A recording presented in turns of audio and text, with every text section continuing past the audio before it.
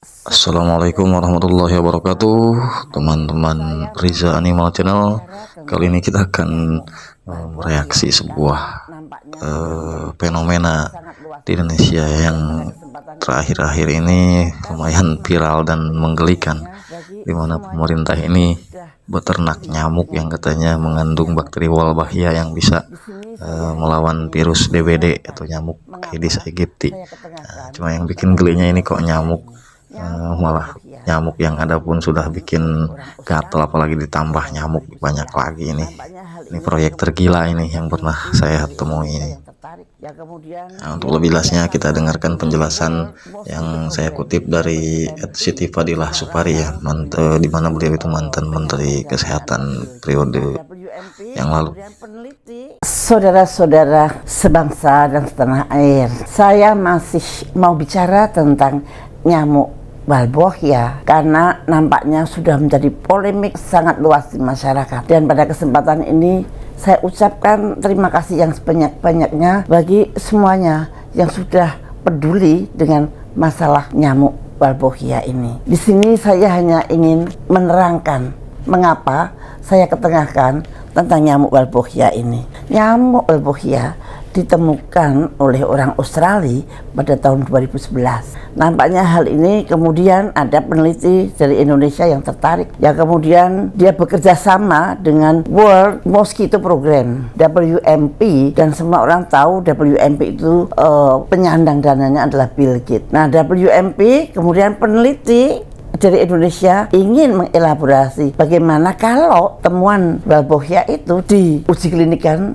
di Indonesia, karena Indonesia kan banyak demam berdarah begitu kan. Nah, barangkali bisa menjadi alternatif. Kemudian peneliti dari UGM ini mendapat dana dari konglomerat Indonesia, kalau nggak salah dari Pak Tahija. Pak Tahija ini mungkin nama orang ya, kayak saya kira Pak Tahija nama orang. Ya, saya baca di tulisannya Pak Dahlan Iskan. Pak Tahija ini salah satu pemilik saham dari Freeport. Nah, itu jadi yang membiayai itu pemilik Freeport, kemudian WMP yang di belakangnya ada Bill Gates, dan kemudian peneliti dari Gajah Mada. Penelitiannya itu kemudian dilakukan dengan menyebar nyamuk yang sudah diselipin Wolbachia di dalam selnya. Nah ini dia prosesnya apa sih menyelipkan bakteri Wolbachia itu pada nyamuk. Nah, WMP mempunyai dua program rekayasa genetika yang satunya dengan GMO. Indonesia tidak dapat yang model GMO, itu Malaysia yang dapat. Yang satunya lagi model Gene Drive. Gene Drive itu menyelipkan bakteri Wolbachia ini pada sel nyamuk, dan kemudian mengharapkan nanti itu bisa diturunkan. Jadi kan tadinya nyamuk laki-laki dikasih Wolbachia, kalau nanti dia kawin dengan nyamuk perempuan yang biasanya membawa virus demam berdarah, nanti ini akan terpengaruh sehingga tidak bisa membawa virus demam berdarah begitu kan. Dan nanti kalau bertelur diharapkan telur itu juga mengandung Wolbachia. Nah, proses ini sebenarnya adalah genetical engineering yang berproses secara alami. Jadi tidak full banget, tidak, tapi namanya tetap rekayasa genetika. Kalau saya nggak salah dengar tuh ada dokter muda yang menerangkan mana ada rekayasa genetika, Anda coba buka buku. Nah, itu rekayasa genetika yang dilakukan ada dua. Satu dengan GMO, tapi kita nggak dapat yang GMO. Yang Indonesia dapat yang Wolbachia, diselipin Wolbachia. Nah, itu namanya genetical engineering. Gene Drive ini sedang berkembang banget dan efeknya nanti banyak lah. Sekarang saya lanjutkan yang tadi. Jadi peneliti tersebut akhirnya menemukan bahwa nyamuk itu yang dia nyebarin nyamuk yang diberikan Wolbachia di Yogyakarta, itu daerah Sleman, Bantul, dan Yogyakarta. Itu kira-kira pada tahun 2017 sampai 2020. Hasilnya luar biasa, menurunkan angka demam berdarah 77% di lapangan dan 86% di rumah sakit. That's it. Itu hasilnya. Tapi saya nggak tahu apakah si peneliti membandingkan dengan pencegahan konvensional, apakah dia hanya menyebarkan dan kemudian menghitung jumlah demam berdarah. Saya tidak terlalu ngerti. Yang jelas memang hasilnya ada seperti itu. Kemudian dipublikasi di New England Journal of Medicine, dan itu dianggap valid. Sampai di situ it's okay. Profesor Uut dan kemudian menjadi profesor kan, hasil penelitiannya itu oke saja. tidak ada masalah sampai di situ. Itu kegiatan penelitian akademis. Namun pada tahun 2002 Menteri Kesehatan membuat suatu SK dengan nomor 1341 tahun 2022. Menteri Kesehatan akan menerapkan inovasi tersebut di 5 daerah, yaitu Semarang, Jakarta Barat, Bandung, Bontang, Kupang, dan Bali. Ada 6. Kenapa kok diterapkan? Nah, itu yang saya pertanyaannya yang Anda harus kritis. Soal penelitian it's okay bahwa itu dibuktikan bisa menurunkan. Tapi apakah kita butuh itu di Indonesia? Nah, itu butuh pengkajian lagi. Kalau yang saya tahu, yang pengen menyebarluaskan hasil itu adalah WMP. Itu programnya World Mosquito Program. Dia kepengen menyebarkan hasil penelitian itu kemana-mana. Apakah Indonesia perlu? Satu, selama ini tidak ada itu berita yang demam berdarah melonjak, itu nggak ada. Dan kemudian ada beritakah rumah sakit membludak kayak zaman saya jadi menteri tahun 2007, demam berdarah luar biasa. Tahun 2002-2003 it's okay. Program-program Kemenkes berjalan dengan sangat bagus. Apakah itu PSN, apakah itu 3M. PSN itu pembersihan sarang nyamuk, 3M menguras, menutup, dan mengubur. Kemudian Jumantik, kemudian abatisasi. Kalau itu dijalankan dengan baik, saya kira mungkin bisa-bisa demam berdarah sangat minimal. Nah, pada tahun-tahun ini demam berdarah tidak menjadi berita yang mengejutkan. Nah, mengapa kita mesti memanggil nyamuk-nyamuk itu untuk mengendalikan demam berdarah? Demam berdarah toh sudah terkendali dengan programnya Kemenkes yang sukses. Benar loh, program Kemenkes saya acungin jempol bisa mengendalikan demam berdarah tanpa nyamuk. Tiba-tiba nyamuk itu dimasukkan sebagai alternatif. Menurut saya alasannya kenapa kita memakai nyamuk di negara kita ini yang mesti tanda tanya besar. Karena saya pernah menjadi Menteri Kesehatan, saya jadi berpikir, loh kenapa kita mesti memanggil nyamuk segitu banyak, ratusan juta? Betapapun juga pasti akan mengganggu lingkungan. Walaupun hasil penelitiannya Profesor Uut baik-baik saja. Coba sekarang yang bilang baik, berani nggak rumah Anda saya dipasangin 1 juta aja nyamuk di kamar Anda. Kalau Anda nyamuk itu Anda bilang baik-baik saja, Anda mau kamar Anda dikasih 1 juta nyamuk itu baru ngengengnya aja sudah bikin bising. Makanya ini yang perlu dipikirkan para pemegang kebijakan. Dengan hormat, Anda mempunyai suatu kewenangan yang penuh untuk memilihkan kebijakan bagi rakyat Anda. Nanti tolong pada waktu akan mengimplementasikan sesuatu, tolong dihitung untung dan ruginya. Kalau kita bandingkan dengan cara-cara konvensional dalam mengendalikan demam berdarah, jauh lebih efektif dan kita bisa mengajak masyarakat untuk berperilaku hidup bersih dan sehat, pembersihan jentik-jentik dan sebagainya. Jadi masyarakat ikut involve.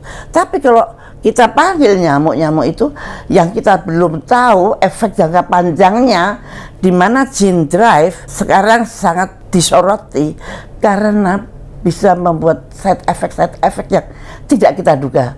Bagaimana Anda bisa mengendalikan nyamuk-nyamuk yang sudah dilakukan gene drive, jadi penyisipan makhluk yang lain itu akan suatu terjadi perubahan itu bisa revolusi, bisa evolusi. Nah, kita tidak akan bisa mengendalikan kalau sudah di lapangan. Contohnya Sri Lanka, setelah 3 tahun dicobakan dengan nyamuk itu, terjadilah timbullah nyamuk yang jauh lebih ganas. Kemudian Singapura tadinya mengikuti WMP, tapi ternyata justru terjadi kenaikan sampai 2 kali lipat. Maka pemerintah Singapura mengundurkan diri dari proyek GMP. Apakah kalau Singapura berani begitu, masa kita nurut-nurut saja? Yang jelas itu itulah kepentingan dari WMP, bukan kepentingan kita. Kepentingan kita sudah punya cara-cara dari Kemenkes yang bagus kok. Nah, kapan kita butuh nyamuk itu untuk membantu kita mengendalikan? Mungkin belum sekarang atau bukan sekarang. Banyak hal yang di sini kita pelajari. Di sini yang saya agak tergelitik adalah di mana ada suatu perlakuan di masyarakat yang kemungkinan akan mengganggu lingkungan masyarakat itu, tapi masyarakatnya tidak paham atau kurang paham. Nah, ini tidak adil dong. Mungkin kalau akan ada proyek-proyek atau program-program yang seperti itu, Pemerintah harus transparan. Pemerintah harus menerangkan selebar-lebarnya pada rakyat Indonesia. Jangan rakyat Indonesia jadi kaget-kaget. Jangan yang tahu hanya yang pegang telur nyamuk, tapi masyarakat yang akan kena dampaknya harus juga tahu. Ini penelitian ataukah implementasi program? Kalau penelitian mestinya BRIN juga harus mendampingi. Nah, kalau memang implementasi program pasti harus ada kajian yang betul bahwa yang diimplementasikan ini adalah lebih bagus daripada konvensional program. Saudara-saudara sekalian, ya saya mohon maaf membuat semua kaget, dan teman-teman saya juga kaget. Ada yang ahli konspirasi kemudian bercerita tentang konspirasi, ada yang tentang semua itu. Kalau saya hanya membicarakan substansi saja, karena pengalaman saya menghadapi hal-hal seperti ini selama 5 tahun menjadi Menteri Kesehatan dan 5 tahun menjadi Bantimpres. Saya ingin masyarakat terlindungi. Kalau ada apa-apa, siapa yang akan bertanggung jawab? Ini ada kabar baru tanggal 14 kemarin. Di Kulon Progo ditemukan 5 anak menderita Japanese encephalitis. Dia dibawa oleh nyamuk Culex. Rekayasa ada di nyamuk Aedes aegypti. Apa dong pengaruhnya terhadap Culex? Belum diteliti. Dan Japanese encephalitis sangat dekat dengan Wolbachia, sangat dekat dengan Aedes aegypti, dan juga bisa dibawa oleh Culex. Sekarang ada 5 anak. Sekarang tahun berapa sayang? Tahun 2023. Penelitian berakhir pada tahun 2020. Persis seperti Sri Lanka. 3 tahun kemudian ada dampaknya. Apakah ini dampak daripada penyebaran nyamuk pada tahun yang berakhir pada tahun 2020 atau tidak? Nggak ada buktinya. Saya boleh mengatakan ada hubungan, tapi Anda juga bisa mengatakan tidak ada hubungan. Tapi ayo dong dibuktikan. Siapa yang harus membuktikan? WMP ataukah pemerintah yang sudah membuat SK, ataukah penelitinya? Ingat loh, korbannya rakyat loh, di Kulon Progo loh, yang meninggal 1, yang 5 sakit. Japanese encephalitis itu nyeremin, tanda-tandanya panas, kemudian terjadi kaku-kaku, kelumpuhan, kemudian ada disorientasi atau halusinasi, dan kematiannya itu kira-kira 30%. Dan yang terkena adalah anak-anak dan lansia. Siapa yang mau tanggung jawab sekarang? Paling-paling BPJS lagi yang disuruh tanggung jawab. Harusnya diteliti apa ada hubungan apa tidak dengan nyamuk yang disebarkan. Karena Japanese encephalitis adalah penyakit yang disebabkan oleh nyamuk Culex. Apakah ini ada hubungannya dengan penyebaran nyamuk Aedes aegypti yang diberikan Wolbachia? Nah, hal-hal seperti ini, mengapa saya ngomong begini? Saya nggak ada maksud yang lain. Saya kepengennya masyarakat atau rakyat kecil terlindungi. Karena masyarakat dan rakyat kecil itu paling tidak tahu, yang saya paham, tapi bisa menjadi korban. Dan ini dari Kemenkes yang mengumumkan bahwa mereka sangat mungkin, karena kliniknya persis itu adalah Japanese encephalitis.